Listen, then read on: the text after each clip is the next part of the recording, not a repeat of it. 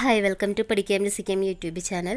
3ാം ക്ലാസ്സുകാരുടെ മലയാളത്തിൻ്റെ വീഡിയോ ആണ്, മലയാളം ക്ലാസ്സിൻ്റെ. അപ്പോൾ പുതിയൊരു യൂണിറ്റാണ് വഴിവിളക്ക് എന്ന് പറഞ്ഞിട്ടുള്ള 5ാമത്തെ യൂണിറ്റാണ്. ലോകമേ തറവാട്, തനിക്ക് ചെടികളും പുൽകളും പുഴുക്കളും കൂടിത്തൻ കുടുംബക്കാർ എന്ന് പറയുന്നൊരു കവിതാശകലമായിട്ടാണ് ഈ യൂണിറ്റ് ആരംഭിക്കുന്നത്. അപ്പം ലോകമെന്ന തറവാട്ടിൽ നമുക്ക് കുടുംബക്കാരായി മറ്റാരെല്ലാം ഉണ്ടെന്നാണ് ഒരു ചോദ്യം ടീച്ചർ തന്നിട്ടുള്ളത്.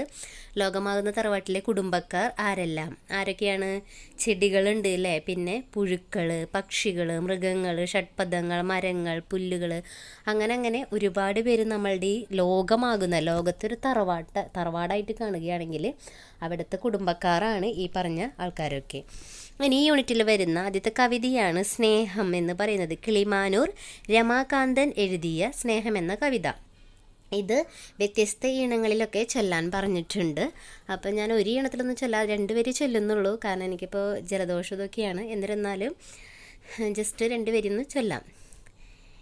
ഇവിടെ സ്നേഹിച്ചതാദ്യമായി ആരെ ഞാൻ, മിഴികളിൽ ചുണ്ടു ചേർത്തൊരെന്നമ്മയെ, കവിത ചൊല്ലി പഠിപ്പിച്ചൊരച്ഛനെ, വഴിയൊരുക്കുവാൻ വന്ന ഗുരുവിനെ. ഇതുപോലെ അല്ലെങ്കിൽ ഏതെങ്കിലും രീതിയിൽ ചൊല്ലാം കേട്ടോ. ഇനി ഇതിലെ പുതിയ വാക്കുകൾ, ഇത് ടെക്സ്റ്റിൽ തന്നെ തന്നിട്ടുള്ളതാണ്. ഈ കവിതയിലെ വാക്കുകൾ: നഭസ് ആകാശം, വജസ് വാക്ക്, ഇന്ദ്രധനുസ് മഴവില്ല്, അതുപോലെ തന്നെ അഴൽ ദുഃഖം. ഇനി കൂടുതൽ വാക്കുകളാണ്. മിഴി കണ്ണ്, അതുപോലെ പിറവി എന്ന് പറഞ്ഞൊരു വാക്കുണ്ട്, എന്താർത്ഥം? ജനനം. അഴൽ സങ്കടം അല്ലെങ്കിൽ ദുഃഖം. ഇന്ദ്രധനുസ് എന്ന് പറഞ്ഞാൽ എന്താ? മഴവില്ല്. പിന്നെ വാഴ്ത്തുക എന്നൊരു വാക്കുണ്ട്, അതിൻ്റെ അർത്ഥം എന്താ? സ്തുതിക്കുക. ഇനി നമുക്ക് ഈ കവിതയിൽ ഒന്നൊരർത്ഥം നോക്കണ്ടേ? സ്നേഹം എന്നുള്ളൊരു കവിത. അപ്പം നേരത്തെ പറഞ്ഞ പോലെ ആരാണ് എഴുതിയത്? കിളിമാനൂർ രമാകാന്തൻ. അപ്പം ഇവിടെ ഒരു കുട്ടി അല്ലെങ്കിൽ ഒരാൾ പറയുന്നതാണ്, ഇവിടെ സ്നേഹിച്ചതാദ്യമായി ആരെ ഞാൻ. അപ്പം ഇവിടെ ഞാൻ ആദ്യം ആരെയാണ് സ്നേഹിച്ചത്? മിഴികളിൽ ചുണ്ട് ചേർത്തൊരെന്നമ്മയെ. അപ്പം എന്താ പറയുന്നത്? നമ്മളുടെ കണ്ണിൽ ചുണ്ട് ചേർക്കാന്ന് പറഞ്ഞിട്ടുണ്ടെങ്കിൽ ഉമ്മ വെച്ച അമ്മയെ.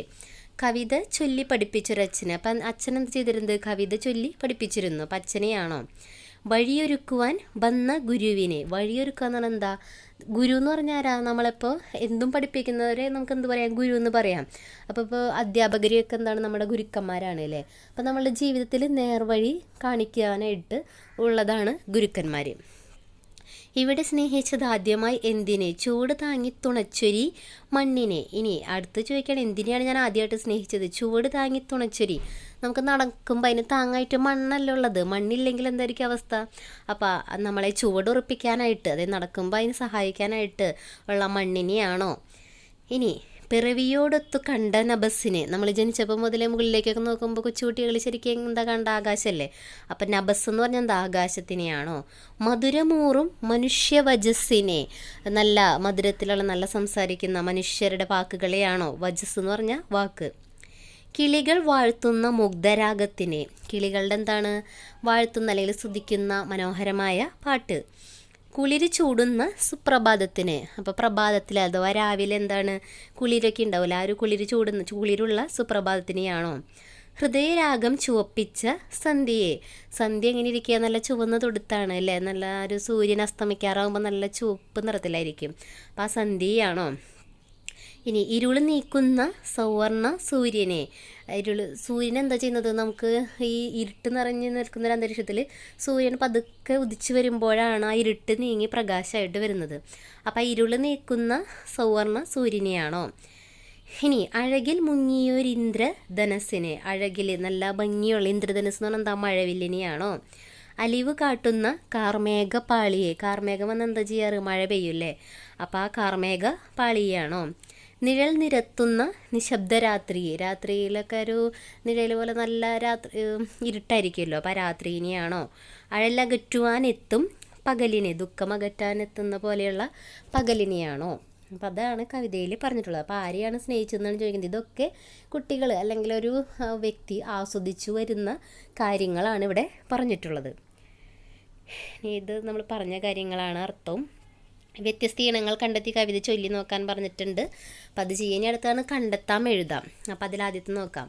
അമ്മ, അച്ഛൻ, ഗുരുനാഥൻ എന്നിവരെ എങ്ങനെയാണ് കുട്ടിയെ വളർത്തിയത്? അമ്മ സ്നേഹത്തോടെയും അച്ഛൻ കവിതകൾ ചൊല്ലിപ്പഠിപ്പിച്ചും ഗുരുനാഥർ അറിവ് പകർന്ന് വഴികാട്ടിയുമാണ് കുട്ടിയെ വളർത്തിയത്. പ്രകൃതിയിലെ ഏതൊക്കെ അനുഭവങ്ങളെയാണ് കുട്ടി സ്നേഹിച്ചത്? ചുവട് വയ്ക്കുമ്പോൾ താങ്ങാകുന്ന മണ്ണിനെയും ജനിച്ചപ്പോൾ മുതൽ കാണുന്ന ആകാശത്തിനെയും പക്ഷികളുടെ പാട്ടിനെയും കുളിരുള്ള പ്രഭാതത്തിനെയും ചുവന്നു തുടുത്ത സന്ധ്യയെയും ഇരുട്ടിനെ അകറ്റുന്ന സൂര്യനെയും മനോഹരമായ മഴവില്ലിനെയും മഴ പൊഴിക്കുന്ന കാർമേഘത്തെയും നിഴൽ നിരത്തുന്ന നിശബ്ദ രാത്രിയെയും ദുഃഖം മാറ്റാനെത്തുന്ന പകലിനെയുമാണ് കുട്ടി സ്നേഹിച്ചത്. അപ്പോൾ ഇതൊക്കെ പ്രകൃതിയിലെ അനുഭവങ്ങളാണ്. നടക്കാൻ പഠിപ്പിച്ചത് ഭൂമിയാണെന്ന് സൂചിപ്പിക്കുന്ന വരികളാണ് ഏതൊക്കെയെന്ന് പറയുന്നത്. ഇവിടെ സ്നേഹിച്ചത് ആദ്യമായി എന്തിനെ? ചൂട് താങ്ങി തുണച്ചൊരി മണ്ണിനെ എന്ന് പറയുന്ന വരികൾ. അപ്പോൾ ഇത്രയാണ് ഇന്നത്തെ മെയിനായിട്ടുള്ള വർക്കുകൾ. അപ്പോൾ ഇതൊക്കെ ചെയ്യുക. കവിത പല ഇനത്തിലൊക്കെ വ്യത്യസ്ത ഇനത്തിലൊക്കെ പാടി നോക്കുക കേട്ടോ. Okay, thank you.